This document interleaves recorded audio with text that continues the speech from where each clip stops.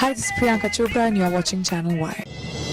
The biggest South Asian media group, Y Media.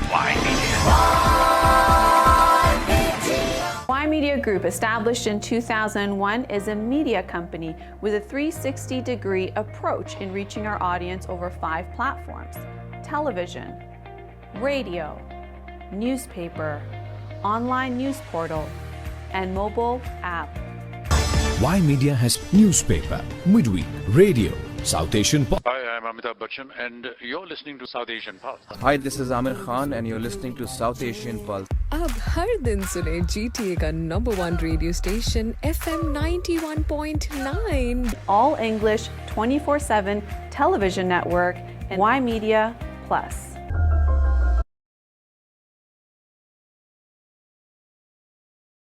Hello everyone, welcome to Y Media Group. I am your host Shelly Sani and I'm very excited about my guest tonight. Joining me right now is none other than the Nightingale of Toronto, famous singer Jonita Gandhi. Welcome Jonita, how are you? Hi, thank you so much for such a lovely introduction. I'm good, thank you. How are you? Fantastic, and we were grooving to your songs just before this interview, you know, and I really want to know, you started with uploading your covers on YouTube. So from doing that within the 4 walls of your bedroom to making it big, how did you all do this? I don't know. I don't feel like it was that much of strategy. A lot of it was just the way things turned out. I always loved singing, and I used to perform a lot, you know, in my youth around the Toronto area. So then I started doing covers and then started getting noticed in Bollywood. And I think one thing led to another. I spent some time in Mumbai and I found myself in studios, and I feel like it was just the way it was destined to be. Right. So you said you started getting noticed in Bollywood. So it was your YouTube covers that got you noticed, right? Got you that first recognition. But how did you got Chennai Express? Chennai Express happened because I was visiting a friend of a friend who was working at Vishal Shekhar's studio. So he had already seen my covers. He had played them apparently as well to Vishal Dadlani. So when I came to visit, they were working on a song, and I think it was just one of those cases where like I was at the right place at the right time. They needed somebody to kind of do a scratch version of the title track of Chennai Express. That was, at the time, it was only a male song, and they wanted to try having a female voice on it too. And because I was there, I guess, I don't know, I guess I'll never really know, but they asked me if I was willing to try it. And once I tried it, I think they just liked what I did, and then it stuck. Definitely did, because you completely uplifted the soul of that song. So Chennai Express, you say, happened by accident. You are saying that you were there at the right time. But what after that? One after the other, you have been people making go crazy. You have them dance to your tunes. How is that happening? I think, yeah, one thing led to another after that for sure. I started working with other people, and then I think my biggest break happened when I got noticed by A.R. Rahman, sir. He had seen a video of mine on YouTube and tweeted about it. And I had just moved to India, or had just been spending more time there. And I think everybody knows everybody, so he found out that I was around, and then I got a call from his secretary to come to Chennai and start recording for them. And I think that was the beginning of me getting noticed on a larger scale, especially within the industry also. A lot of people really, really look up to A.R. Rahman, and whoever he's working with kind of come onto their radar. And that's the same thing that happened with me. And then I started recording with him, performing with him. And till now, I still record and perform with him and do shows with him worldwide. So it's been really fun. Were there any jitters when you first performed with him? Oh, yes. Even now, I still get nervous before the shows start. It's really a big responsibility to perform on his shows, because you're performing for audiences that are generally much more musically inclined than you know, the audiences that you might find at other artists' performance sometimes. Because A.R. Rahman, sir, he's really, really known for being an incredible musician, for being so versatile, for having worked across different genres and industries across the world. And he has classics that we've all grown up to. So that's a huge responsibility when you're singing a song that might have come out maybe around the time that you were born or shortly after.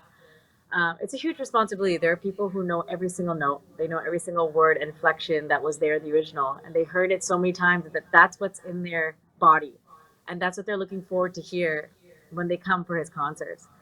So we definitely, as the performers at his concerts, we recognize that it's a huge responsibility, but it's also a huge opportunity to kind of show what we're made of. So It definitely is. And you are speaking about Mr. A.R. Rahman, him, giving music in different genres. But here you are, who easily sails between different languages. How do you do that? that's mainly because of him, actually. The first time I ever ventured into Tamil or like any other language other than Hindi, Punjabi, the North Indian languages that I had been kind of exposed to already.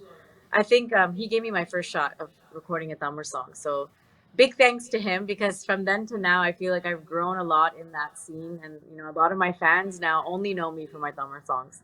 So it's been crazy, because a lot of those people, I can't probably even speak to them if we were ever in a room together, because we don't speak the same language.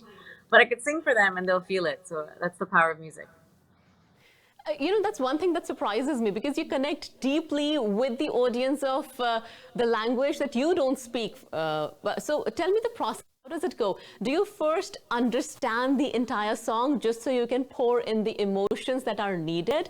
Or do you learn the language a bit? I think it's definitely the first thing that you said. When I'm learning the song, I write down each lyric. I write down the pronunciation, but then I also write down the meaning.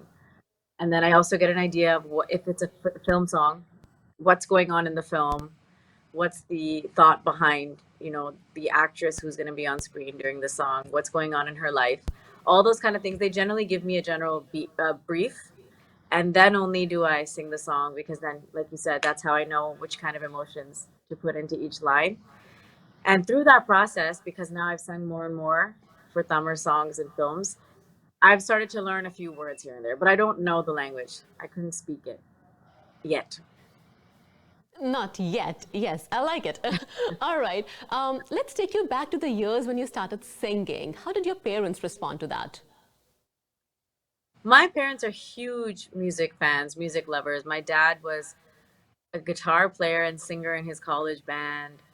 So they were really excited that, I had talent, in the music area, and they always supported me and they always encouraged me to work hard at it.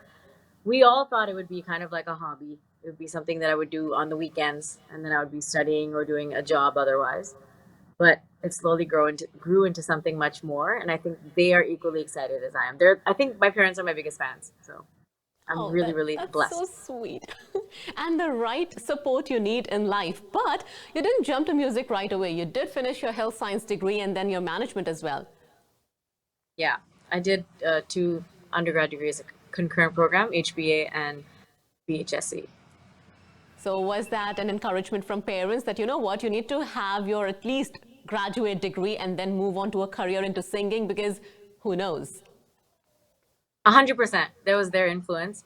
But I was also on the same page. I thought it was a smart idea to get a solid backup plan in place, because you really never know. Even now, you never know. With the music industry, especially, or anything in entertainment, it's hard to predict the future. It's hard to know, what you're going to be doing or where you're going to be doing it a year from now. Everyone has highs and lows, so it was a good idea to have a backup plan, and that's why I finished my graduation.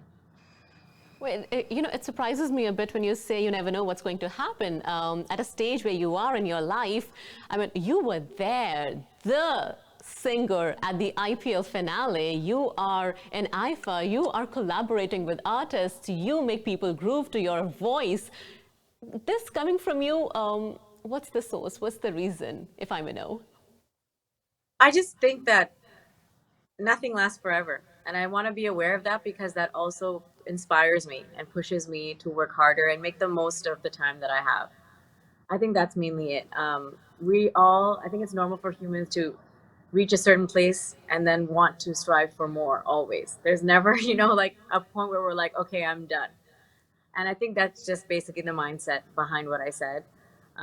There's always going to be new goals to accomplish and new places to go. And I feel I don't want to ever become complacent, because there are many people waiting to take place. Yeah. Now, you have a long way to go. And where do you see yourself? What is that next goal that you want to achieve? There's so many right now. I've been transitioning away, not away, but like I've been transitioning into more of non-film music. Now I'm trying to do both consecutively. Before I was more so just a playback singer. Now I'm trying to write more of my own music, release more songs that are meaningful to me and my story, bring it out, have my face on the song, present it in a way that I feel is appropriate, get more control in my hands when it comes to my music. So that's definitely what I'm working on right now. And that's what I hope you'll see more of in the near future. And I hope you will enjoy it. Definitely. And is there a specific singer that you want to collaborate with? A singer.